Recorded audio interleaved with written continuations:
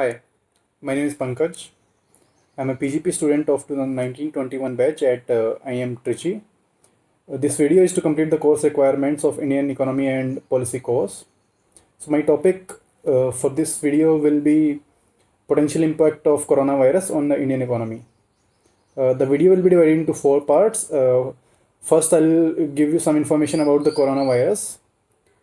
Second, we will discuss about the possible scenarios and their impact on the economy.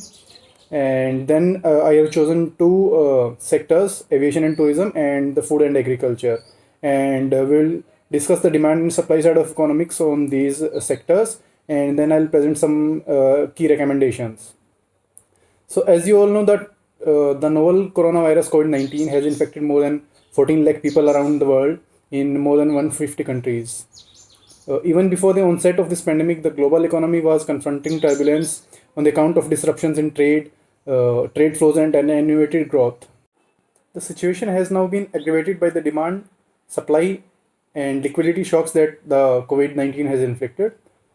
It is our expectation at this time that the course of economy recovery in India will be smoother and faster than many of the advanced other countries around the world.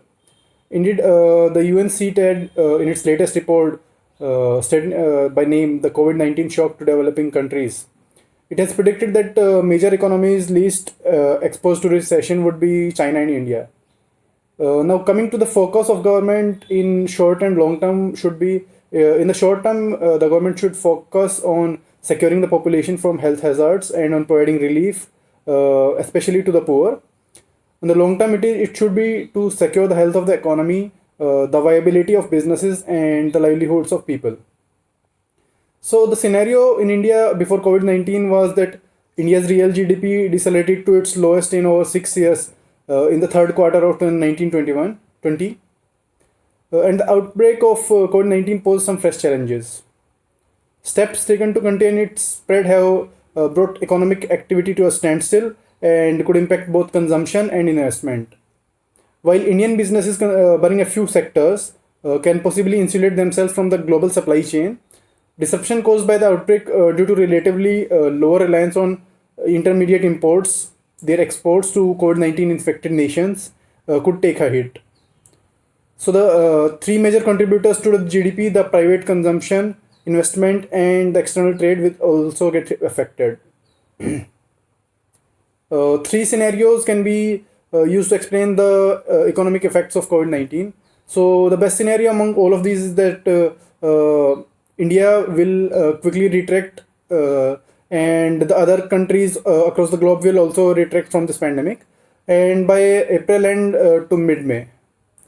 So just like China has significantly brought down the number of new cases and its manufacturing sector is all set to resume normalcy, other nations will also largely contain the virus and the spread of COVID-19 pandemic so that it will start recovering sooner than expected, which will raise the hopes of solid recovery in the second half of 2020. So in this best case scenario, the India's growth for 2021 may be in the range of 5.3 to somewhere around 5.7%. The second scenario wherein India is able to control COVID-19 spread while there is significant global recession. So even under this scenario, the impact on India's growth in terms of global spillovers will be meaningful, owing to India's integration with the global economy. So India's growth will be lower than scenario 1, which was the best case scenario as explained, but it will be in the expected range of 4 to 4.5%. Now the last scenario comes in which COVID-19 proliferates within India and the lockdowns gets extended and there is a global recession. So it will be very bad for the economy as it will have to bear both the brunt of both domestic as well as global demand destruction. Prolonged lockdowns would exacerbate the economic troubles. So in this case, the India's growth may fall below 3% in another scenario. So now on the demand side, the lockdown is likely to have a sizable impact on the economy. Most significantly consumption, which is the biggest component in GDP. The abrupt stop of urban activity could lead to a steep fall in consumption of non-essential goods. While the disruption in output in China could impact some Indian industries, the Indian economy could be relatively insulated given its low reliance on intermediate goods from China, as well as the common practice of Indian firms of stockpiling inventory. So headwinds are more likely on the account of demand rather than supply. Shock in countries affected by COVID-19. So now coming to the sector of aviation and tourism. This sector contributes to around 11% of the GDP and it employs around 43 million people. So hotel, aviation and travel sector together may incur loss of about 85 billion rupees due to imposed travel restrictions on foreign tourists. India's tourism and aviation sector has been the first industry to be hit, and many people and experts across the globe believe that this is crisis greater threat than earlier ones like the 9/11 and the financial meltdown of 2008-9. The World Travel and Tourism Council estimates the crisis to cost the tourism sector at least 22 billion US dollars.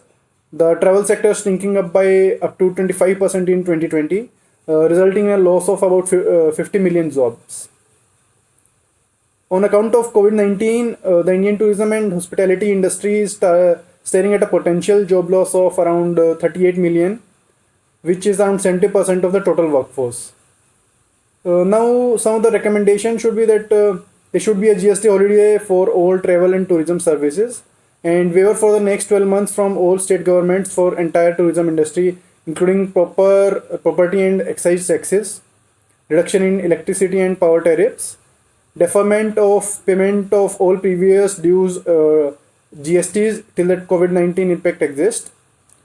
Coming to fuel, aviation turbine fuel needs to be brought down under the ambit of GST at 12% to provide immediate relief to the airlines with full input tax credit on all goods and services. All tourism entities, airlines and hospitality must be treated as priority sector lending, and increased credit allowance to airlines by AI or oil companies, etc. And lastly, there should be a campaign to promote domestic tourism in order to revive this sector. Coming to food and agriculture, which contributes to around 17% of the GDP and employs around 43% of the whole employment.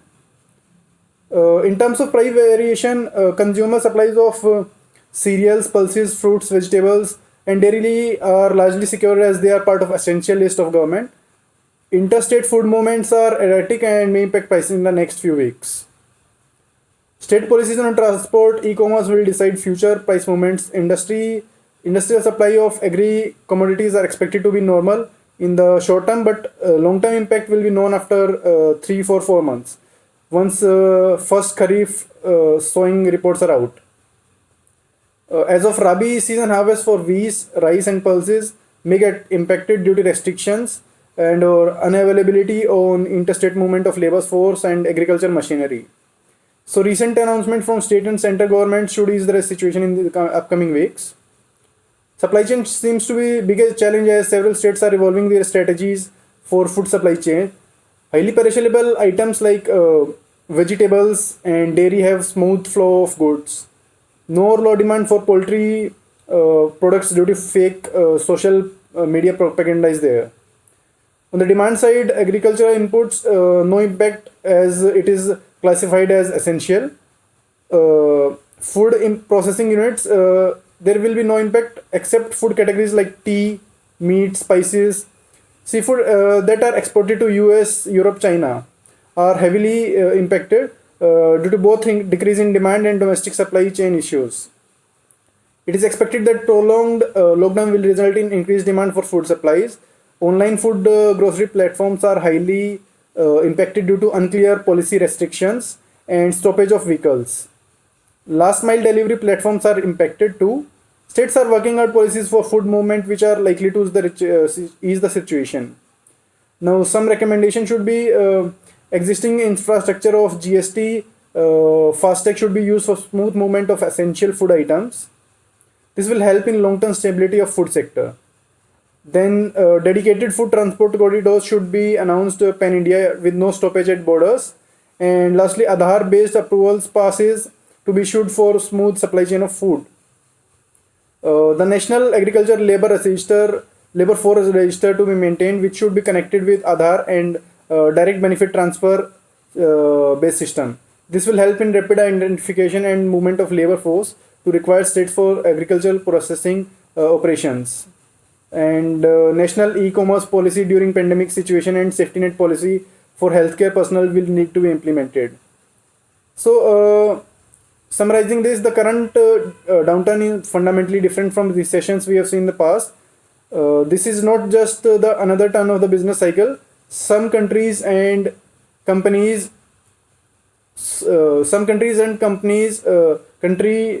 continue to comprehend the scale of this pandemic.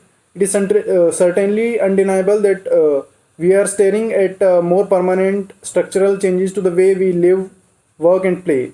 So, because of this, some companies might realize that remotely distributed resources is a working model, and our metros will become a lot more livable and roads less clogged, and significant increase in productivity with lesser times in traffic, which will make the metros a whole more livable. Thanks for watching.